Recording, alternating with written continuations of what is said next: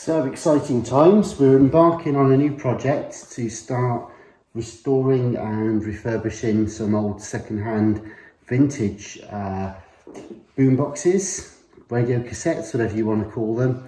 And I thought it'd be quite good fun to buy some old stuff, partly because they just look really cool. They're of their age, they're late 70s, early 80s.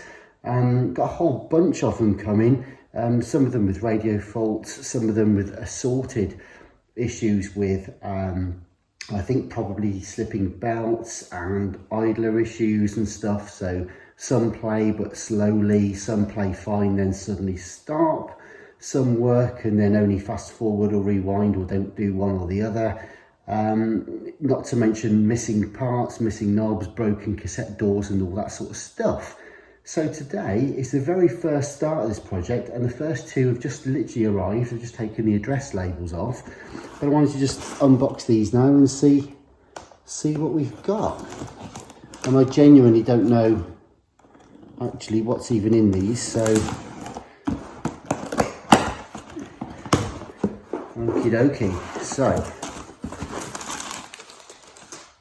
nicely packaged. Oh, okay. Oh, this is pretty. Oh, sweet. So we've got by the way, they're all JVC, I think. I thought it'd be better if I'm learning to do this all in one, with one brand. Partly because hopefully some of the manufacturing ethos will be the same. Maybe the parts or some of the parts might be the same, so they might be interchangeable. Some of them I've ordered more than one if they've got different faults, to see if we can make a good one. But anyway,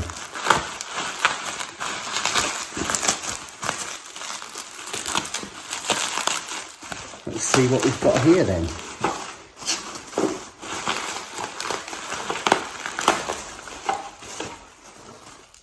Alrighty, so the first one we have, I'll just get that in frame, sorry, is quite a small unit. Wow, okay. And yep, so this is the RC-250LB, and it's complete with the battery door. And I'm so new to these, I don't even know which way they go on yet. But, oh yeah, obviously now. So we'll look at that in a minute. So yes, so here we go. So here's an RC-250LB. Quite a simple unit with the tape, long wave, medium wave and FM. And, well, the ejector works, that's the start. God only knows what's wrong with it. It's obviously filthy, it's been well used. I can't even remember what works or what doesn't, but good news is the aerial is intact, which is a nice start. So that's the first one then, the RC-250LB. Right, so we'll put that to one side a moment. I always keep the bubble wrap, by the way, in the boxes because they're so useful for sending other things as well. So I'm in the process of selling a few model kits, Airfix kits and stuff to pay for some of this. So it's quite useful to keep some of the decent boxes. And also, if I've got duplicates and I manage to get them repaired okay, I'll be able to sell them on, and the boxes will come in useful for that too. So the second one then, okay, well this one comes with a power lead, and it's the figure of 8 power lead with the groove in it. So that's very typical for the Japanese stereos, certainly of their time. Aha, now it looks like, I could be mistaken, and although this is from a different seller, I could be mistaken, but I think this is another one the same.